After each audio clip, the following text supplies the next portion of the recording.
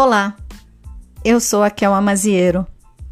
Sejam bem-vindos ao podcast Tarologuês, um espaço para falar de tarô.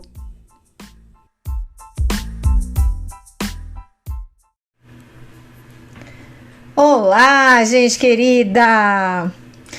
Hoje eu tô aqui para o último episódio dessa primeira temporada.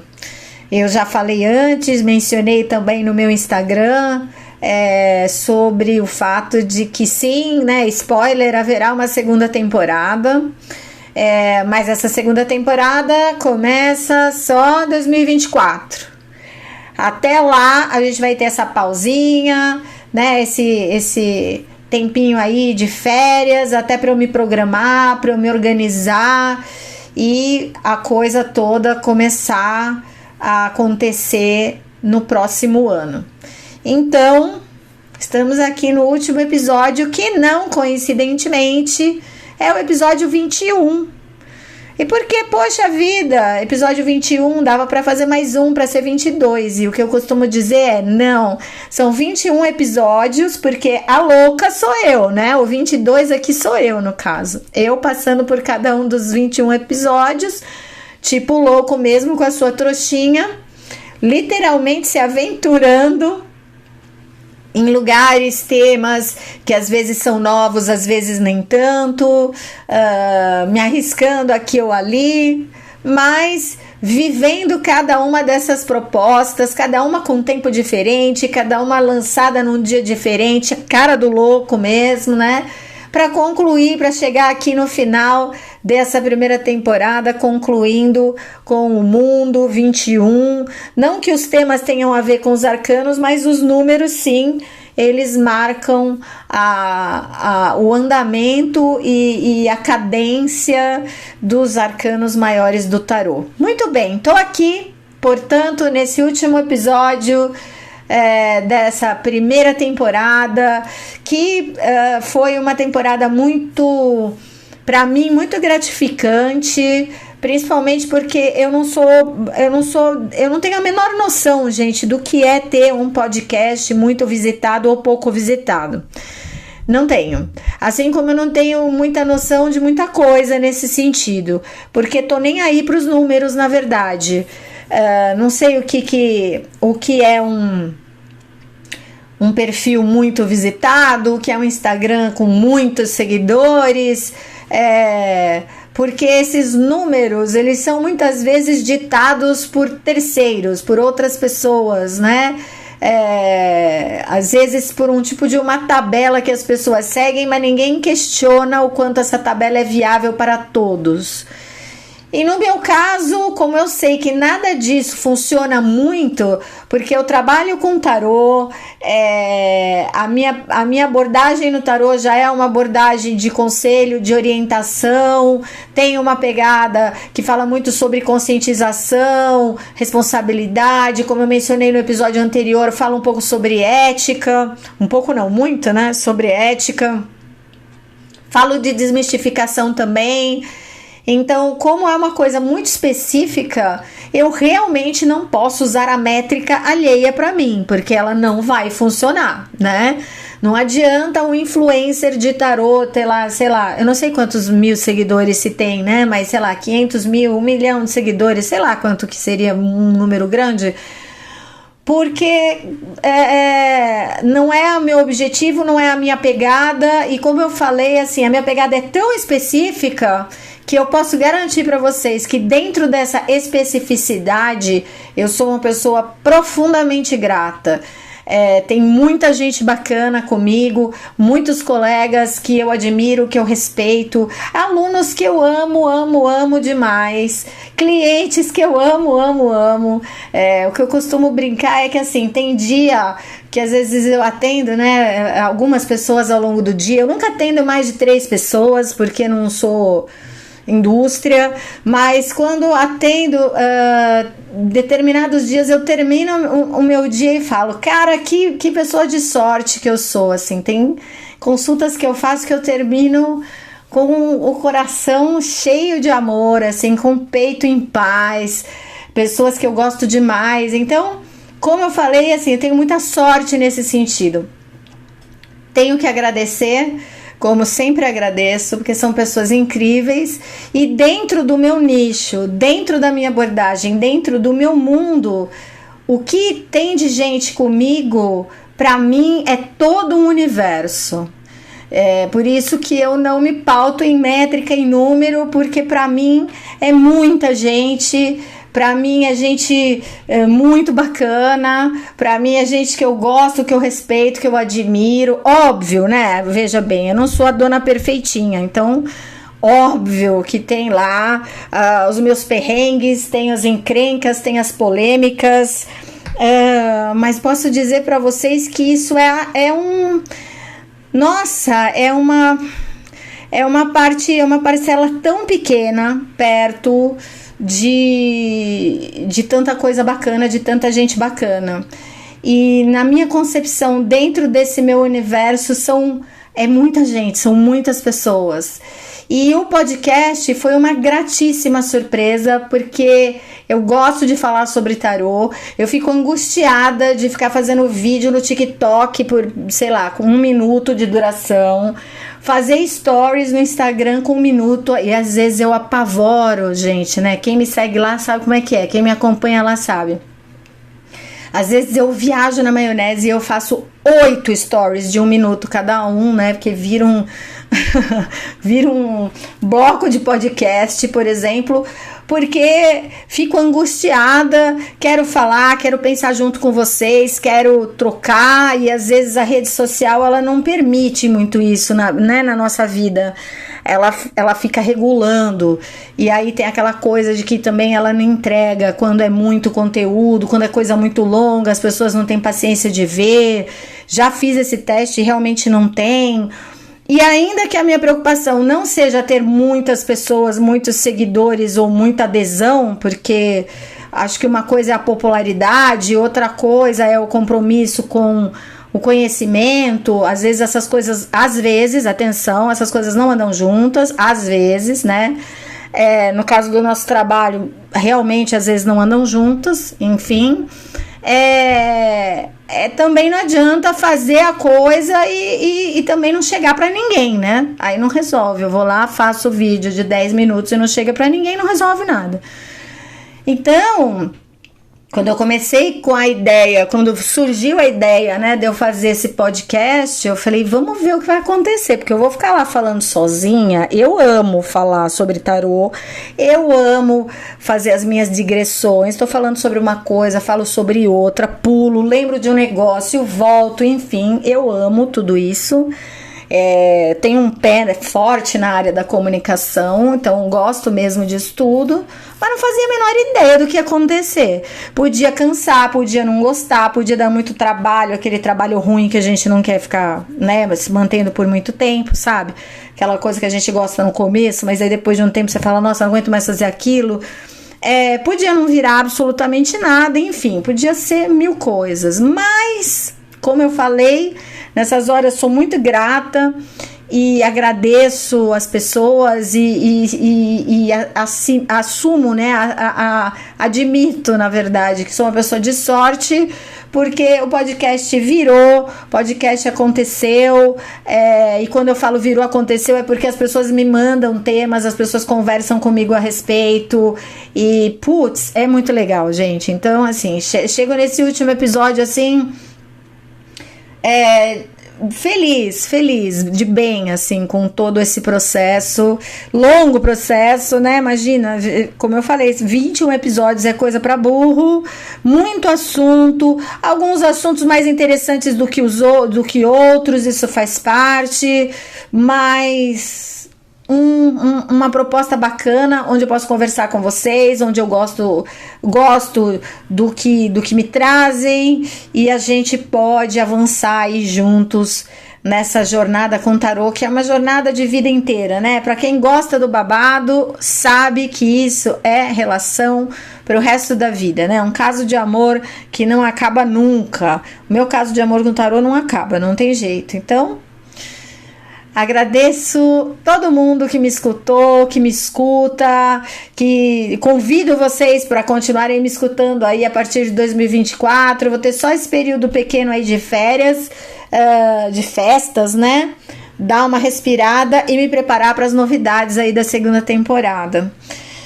Muito bem, eu quero fechar essa primeira temporada com um assunto que já foi abordado no meu Instagram recentemente, porém, um assunto que eu quero deixar registrado no podcast. Demorou para eu tomar essa decisão. Fiquei pensando, falo sobre isso, não falo de novo? Já falei, gente, já abordei, já mexi, já futuquei, mas não, quero deixar registrado no podcast, sabe? Não vou deixar o assunto passar, porque acho importante e porque, para ser muito sincera com vocês, eu mudei bastante de opinião sobre isso ao longo dos anos, então eu realmente acho que é um assunto bacana pra gente conversar. Essa questão quem me mandou foi a Elisa Florim e ela me mandou a seguinte pergunta: o que explica que as cartas de tarô acertam o conselho e não que são mero acaso? Vamos falar sobre isso.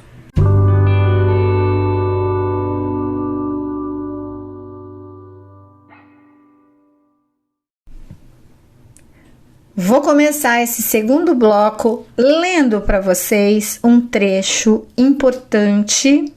Não me matem, eu sei que leitura às vezes é chatinho, mas necessário. Vamos lá. Tarô para quem não conhece. O que garante que o tarô funcione? A maioria das pessoas que perguntam isso tem em mente a ideia de que o tarô é casual demais para ser verdade ou de que é muito randômico para dar certo. Na realidade, o aspecto randômico vem justamente de sua origem lúdica, pois, nascido como um jogo, é natural que mantenha tais características no processo aleatório de embaralhamento e escolha das cartas. Cartas essas que comprovam-se significativas a quem as analisa naquele momento. Essa impressão pode dar a ideia de se tratar de uma experiência genérica, como se aquele que embaralha e elege a carta estivesse à mercê da sorte ou do azar. Porém, na prática, a proposta é de que, ao manejar as cartas, busquemos uma identificação com aquelas imagens e, consequentemente, uma associação. Que não haja interferência do que a gente deseja ver ali, mas que a imagem imparcialmente mostre de que se trata a questão. Então, não se refere à sorte ou azar, mas sim a encontrar identificação e a fazer associações ou analogias com o momento presente da vida dos que o buscam. Não é deduzir, encaixando o símbolo na situação, mas interpretar a situação por outro viés, o imagético. A possibilidade da análise ser genérica é muito pequena, pois as cartas do tarô são bastante específicas. São ricas, claro, mas têm limites. Tem, além disso, um campo de alcance específico e não dispõe de uma mensagem vaga a ponto de dizer que você está feliz e triste ao mesmo tempo, por exemplo. Portanto, as cartas que saem têm direcionamento tal que a mensagem interpretada dificilmente será genérica. Ou existe identificação ou não. Pessoas que não conhecem o assunto ou que ainda não buscaram de fato uma experiência efetiva com tarô insistem em levantar críticas com relação à sua credibilidade, de maneira leviana, quase responsável. Isso se dá pelo fato de que, além de não possuírem nenhum tipo de experiência, também não compreendem justamente a validade do fator randômico nas consultas ao tarô. A prática randômica, e lembremos que randômico ou aleatório são dados que a matemática incorpora, por exemplo, nos estudos de estatística, comum nos livros de mensagens que abrimos ao acaso para receber conselho, configura igualmente a prática com as cartas. É raro quem não abre seu biscoito da sorte para checar a mensagem contida dentro dele. Normalmente, a crítica a essa prática, quando surge, se dá a partir de uma caricatura do tarólogo ou do próprio tarô, sem base de informação suficiente, por conta da repulsa àquilo que não é explícito ou exato. A ideia de que se trata de uma atividade randômica, associada às imagens espetacularizadas disponíveis atualmente na internet, configuram, a rigor, os maiores ataques discriminatórios à leitura simbólica. Logo, fico alerta de que, ao se fazer uma pesquisa ou experienciar o jogo de tarô, não é recomendado procurar uma figura caricata de tarólogo na ânsia por uma leitura teatralizada do futuro. Antes de emitir o juízo de valor, é necessário encontrar um profissional que se dedica a esse ofício, tanto na prática como dentro de um arcabouço teórico. Alguém que esteja descolado de superstições ou promessas milagrosas e que possa oferecer uma experiência mais próxima e mais adequada do que se intitula uma leitura de cartas. Resumindo, é preciso buscar a experiência de consulta com um tarólogo que trate o tema de forma adulta e não fantasiosa. Ainda que seja passível de estudo científico, o tarô não precisa ser comprovado cientificamente, porque ele não foi criado para esse fim. Não adiantaria tentar encaixá-lo num nicho exato, pois ali não haveria espaço para ele. E para além disso, não é porque não se trata de uma ferramenta exata que não apresenta validade. Nem ciência, nem parte de uma área exata, mas nem por isso impossível de ser estudado. Afinal, não é só de exatas que vive o pensamento humano ou mesmo a área acadêmica. Assim, insisto, é necessário passar pela experiência, compreender como se dá a linguagem simbólica, compreender como acontece a identificação com a imagem e a mixagem entre imagem e método de jogo, para então perceber que as cartas não carregam conteúdos genéricos, mas sim conteúdos específicos, e que seu aspecto randômico nada mais é do que uma referência à origem do tarô enquanto ferramenta lúdica, algo que não desmerece o resultado de sua prática. Ao contrário, adiciona o elemento surpresa e também a percepção de que aquilo tem um sentido genuíno, sem interferência da escolha humana, podendo ser traduzido de maneira específica e particular a quem busca sua orientação. Não é porque se parte de um pressuposto subjetivo que não haverá validade no objeto analisado. Desse modo, é muito importante compreendermos onde o tarô não se encaixa, para que ele fique, então, livre de estereótipos, evitando a consequente confusão em relação à sua função, finalidade e origem. Bom, gente, foi 6 minutos aqui, 6 minutos e meio, lendo 3 páginas de um livro que, não sei se vocês conhecem a autora, se chama Kelma Maziero, e o título do livro é Abrindo o Jogo e Desmistificando o Tarô Contemporâneo, precisamente as páginas 15, 16 e 17, onde o título da questão que eu trago é Tarô para quem não conhece, o que garante que o tarô funcione?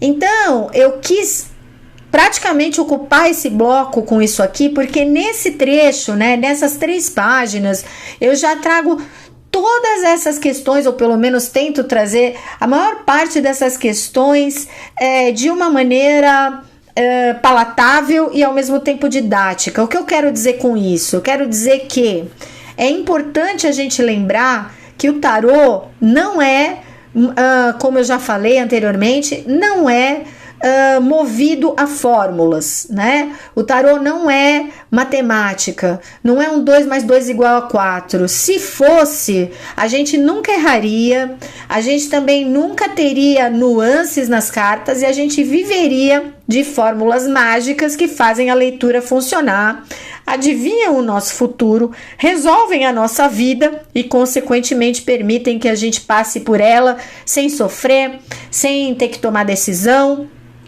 sem enfrentar confronto, enfim, a gente passe lindamente pela vida dentro desse contexto que parece muito mais uma ilusão do que realidade, né? Que é um contexto aí que muito se busca no contemporâneo, que é a felicidade, o sucesso e a fuga das frustrações. Porém, minha gente, a vida é feita de frustração, a vida é feita de sofrimento, a vida é feita de dor. Ela não é só isso, mas a gente não passa por ela sem isso. Já diria o meu querido e amado autor Viktor Frankl, quando criou um conceito que se chama tríade trágica, quando ele diz que ninguém, absolutamente ninguém, vai passar pela vida sem enfrentar 3 condições que fazem parte do trágico da vida: a culpa, a dor e a morte. Ninguém vai viver para sempre. Todo mundo um dia vai morrer. Eis a morte. Ninguém vai passar pela vida sem sofrer. Em algum momento vai haver sofrimento, nem que seja o sofrimento de nascer, que já é um grande sofrimento. Aí a gente vai para a dor da tríade. E ninguém vai passar pela vida sem se sentir culpado, porque sem a culpa não se amadurece, não se aprende a escolher, não se aprende a ser responsável.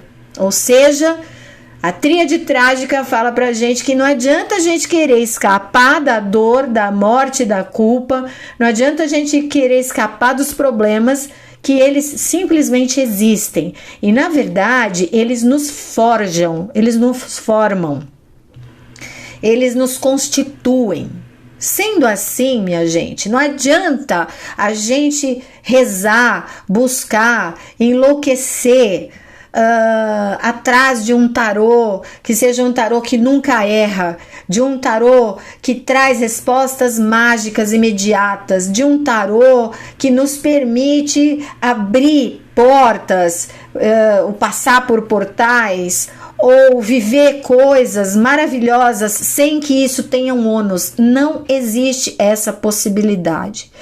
E é quando a gente se dá conta de que o tarô é uma grande ferramenta, sim, mas que ao mesmo tempo esse tarô não nos impede de errar, de se enganar, de cair, de sentir dor e de sofrer. É neste momento que a gente começa a questionar o tarô e buscar nele respostas que ele não vai nos trazer.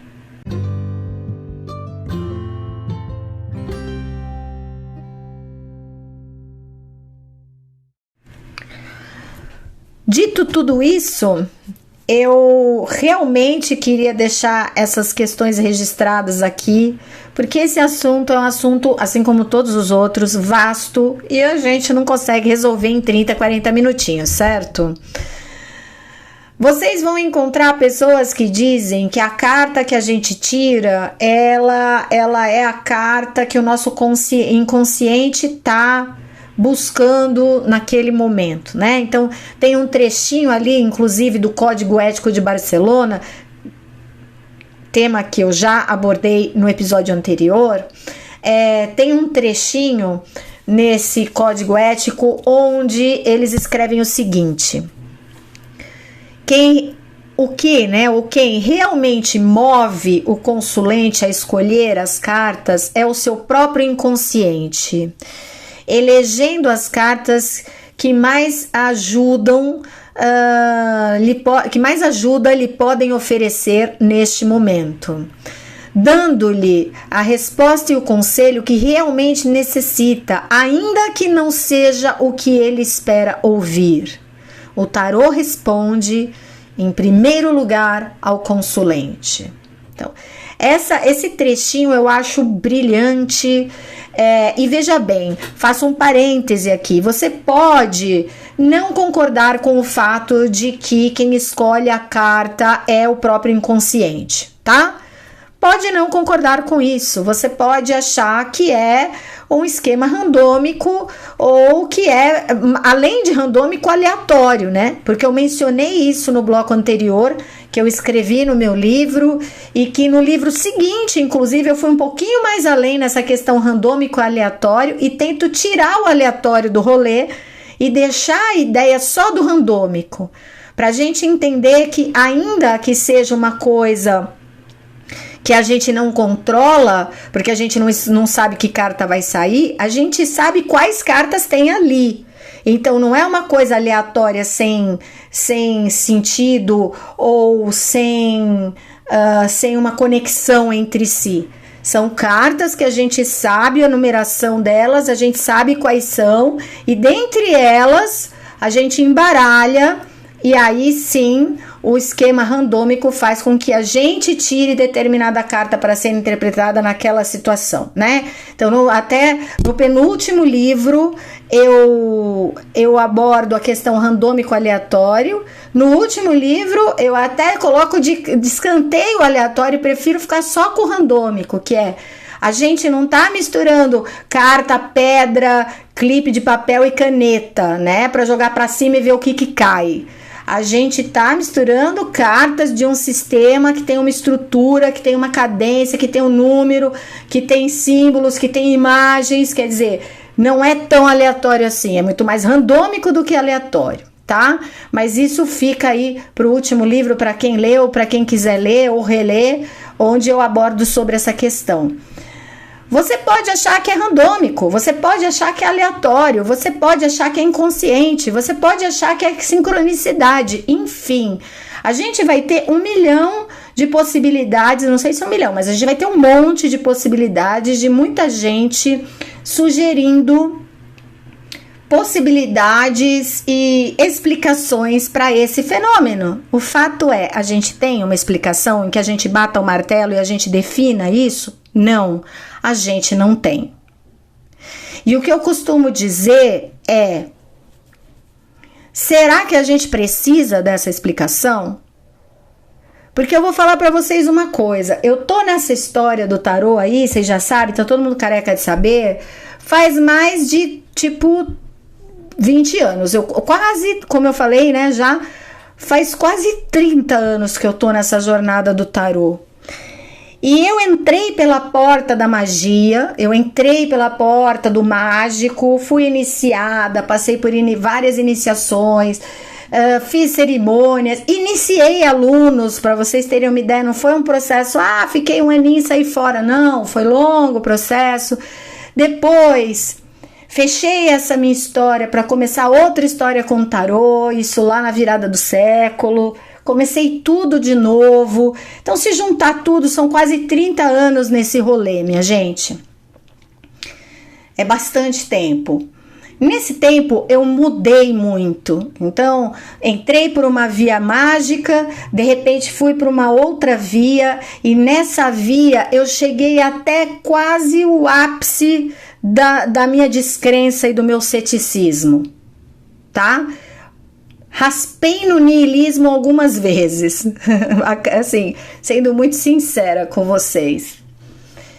Cheguei ao ponto de criticar muito as pessoas que associavam tarô com espiritualidade, ou seja, fui pro extremo oposto, né? Porque eu comecei por aí fui pro extremo oposto, neguei, recusei, rejeitei, critiquei. E hoje posso dizer para vocês, e garanto para vocês que aqui não é o meu ponto final, garanto para vocês que eu ainda vou andar um tanto, tem chance de eu mudar de novo daqui a um tempo, ou de eu chegar a um determinado ponto diferente também daqui a um tempo. Eu não sou mais dessas que fica achando que ali acabou, o assunto se encerrou, não tem mais o que dizer, ao contrário, eu tenho plena consciência de que onde eu estou hoje é um tempo de passagem, senão não faria sentido eu jogar tarô. A Roda da Fortuna tá aí ensinando pra gente que a gente é passageiro, que a gente é temporário, que nada dura pra sempre. A lição da impermanência tem que valer na nossa vida também. E nesse caso, como eu tô falando pra vocês, eu também posso mudar mais um pouco, ou avançar, ou regredir no sentido de recuar, ir para um lado e para o outro, e daqui a um tempo falar outros elementos ainda, mudar mais um pouco esse discurso. Pode ser. Mas agora, o que eu posso dizer para vocês em relação a isso é de que, de verdade, tanto faz se você acredita no randômico, no aleatório, na espiritualidade, na religião, tanto faz, tanto faz. Eu já critiquei muito uma coisa, já critiquei muito outra. Hoje eu escolho não criticar nada. Eu só escolho respeitar o que o outro escolhe. E dentro disso, tanto faz para você o que gera, o que promove, o que provoca aquela escolha daquela carta naquele momento. Tanto faz se isso chama acaso, se chama destino, se chama universo, se chama vida, se chama karma, se chama vida eterna. Tanto faz. A questão é, a gente precisa dessa explicação, ou talvez parte de jogar tarô e de conviver com tarô e de se encantar pelo tarô é justamente o fato de que algumas coisas não se explicam. E a gente pode conviver com isso. A gente pode simplesmente aceitar certas limitações, certas restrições, porque talvez essas restrições façam parte de um papel importante que o tarô ocupa, que é o papel do inexplicado. Se você tiver explicação para tudo, se você tiver uma resposta para tudo, se você for ali no 2 mais 2 igual a 4, o tarô deixa de ser aquela ferramenta que, por alguma razão, acessa respostas que a gente ali no nosso dia a dia não está conseguindo acessar. E simbolicamente, imageticamente, ele permite que a gente reconstrua certas coisas, que a gente ressignifique certas coisas, que a gente olhe por um outro ponto de vista e a gente tenha ali um espaço de rever a nossa rota, né? Então veja, o oráculo é oráculo justamente porque é uma resposta que vem do além, ou do sobrenatural, ou do divino, ou no nosso caso, da carta, da imagem, do símbolo, que a gente não controla, porque se a gente controlar, deixa de ser oracular, deixa de ser a experiência com o sagrado, seja esse sagrado o que você preferir denominar, certo? Já escrevi sobre isso num capítulo de livro que foi uma apresentação para uma conferência acadêmica sobre a mediatização da espiritualidade, né? Como é que a gente está se relacionando com esse sagrado? Então, seja esse sagrado qual for na sua vida, o barato de procurar o oráculo é porque ele representa algo que eu não modifico, que eu não manipulo, que eu não altero, que eu não acesso. O máximo que eu consigo fazer é interpretar. E a pessoa que procura o oráculo, o máximo que ela consegue fazer é ter humildade para receber aquele conselho, justamente porque ela se coloca nessa posição em função do papel que o oráculo exerce na vida dela. Qual é esse papel? O papel daquilo que traz respostas e a gente não sabe como. É justamente esse não saber, esse não explicar, esse não entender, esse não decodificar, que torna a experiência oracular uma experiência especial, uma experiência para muitas pessoas espiritual, para outras sagrada, né? Mas que toca a pessoa, porque aquele é o momento dela com aquilo que vem de algum lugar que ela não sabe dizer onde. É nesse contexto que entender o oráculo como uma ferramenta que está ali só para te dizer sim ou não para o que você quer é uma maneira tosca de se relacionar com o oráculo. Quer dizer que você está errado de perguntar sim ou não? Não. Mas quer dizer que é importante a gente entender a prática oracular como algo que vai muito além disso. Eu gravei um curso que está disponível no Hotmart, diga-se de passagem. Eu acho que o valor dele é bastante acessível. Não tenho certeza agora, vou precisar rever, não lembro, mas que eu me lembro é um valor acessível, que chama a leitura oracular, a prática oracular, a história da prática oracular, onde eu explico historicamente, especificamente, qual é o papel que o oráculo exerce na vida para o ser humano desde sempre. E quando eu falo desde sempre, gente, eu tô falando de milhares de anos antes de Cristo. As pessoas não tinham coisas essenciais para viver, mas elas consultavam oráculo já, desde sempre. Porque essa busca por uma resposta que vem de um lugar desconhecido faz com que a gente seja tocado por esse desconhecido, com que a gente tenha uma experiência extraordinária, com que a gente saia da nossa, dos nossos limites mundanos, profanos, e a gente consiga ser tocado por algo que a gente não explica. Então, o inexplicável não é um problema. O inexplicável é uma parte do que constitui a prática oracular, a experiência extraordinária e sagrada que a gente pode viver quando a gente vai consultar um oráculo. Isso eu tô falando com quem gosta do rolê. Com quem não gosta, eu não perco um segundo do meu tempo, porque essas pessoas vão lá para testar oraculista. Né? Aí, desculpa, gente, é falta do que fazer na vida, né? É a mesma coisa que eu entrar numa igreja, fazer uma confissão, ir lá me confessar com o padre para testar o padre. Isso é de uma tosqueira bizarra, né? Ou eu visitar vários templos para ver o que eu acho desses templos, para depois fazer resenha de templos, né? Porque assim, você só vai entender o que é aquele templo na vida de alguém se você realmente viver essa experiência religiosa dentro do templo. Se você entrar com o seu olho ali de observador, de crítico, para olhar o templo alheio, é óbvio que você não vai ver nenhum sentido ali. Óbvio, né? Então, a gente, aqui nesse sentido, vale a pena lembrar que não é o nosso olhar cético que vai desmerecer a experiência extraordinária, porque essa sempre existiu. Ela pode existir dentro da igreja, dentro do templo, dentro do terreiro, na prática oracular. Ela pode existir em vários lugares ou não. Agora, encontrar uma explicação para tudo não vai garantir que a sua prática seja melhor, não vai garantir que você não erre, não vai garantir que você consiga resolver tudo e seja uma pessoa ultra, super, mega, blaster, onipotente, porque o ser humano não foi talhado para isso.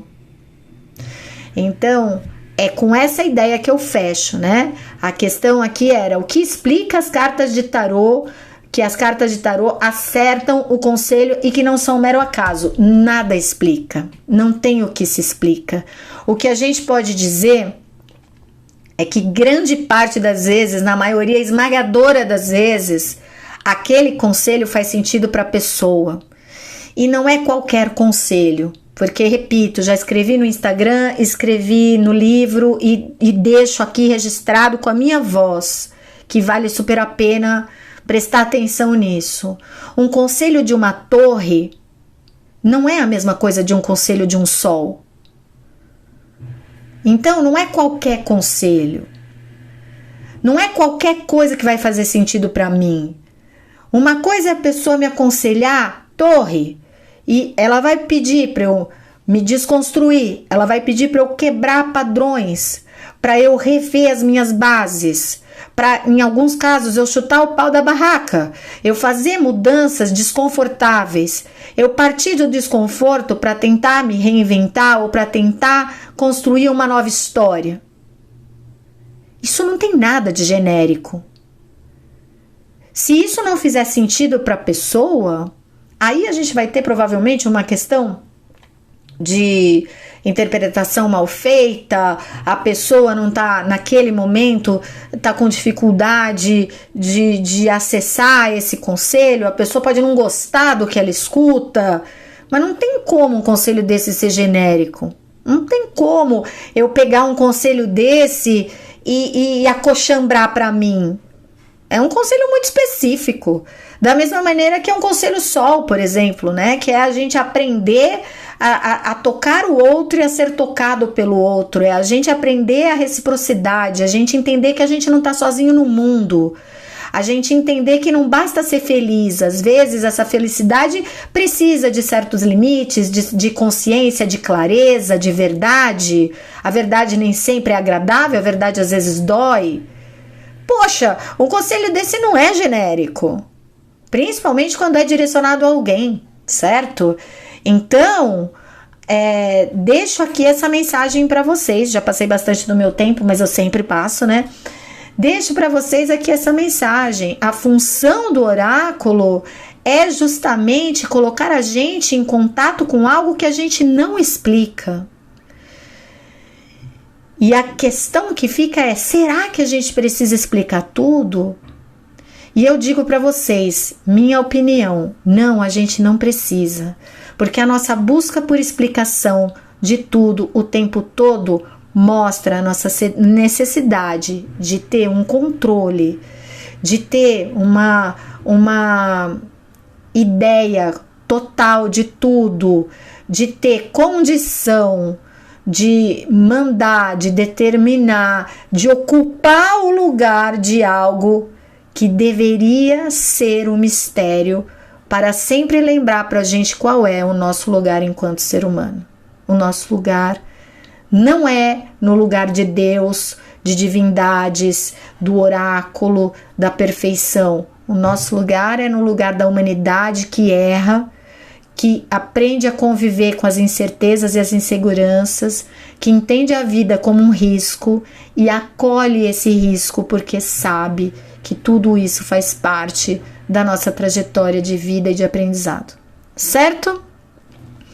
Minha gente, um excelente final de ano para vocês, uma excelente virada para vocês. O ano que vem a gente tá junto de novo na segunda temporada com um monte de coisa boa, novidade. Sigam me mandando temas, porque esses temas construirão certamente mais um tanto dessa trajetória que a gente está aqui cumprindo juntos.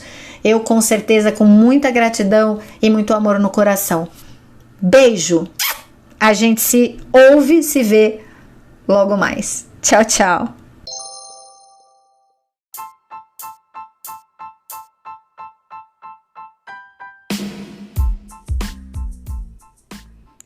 Esse é o Tarologuês e eu sou a Kelma Maziero. Fique de olho nas minhas redes sociais ou na página do Tarologuês do Spotify para saber o lançamento dos próximos episódios. Até lá!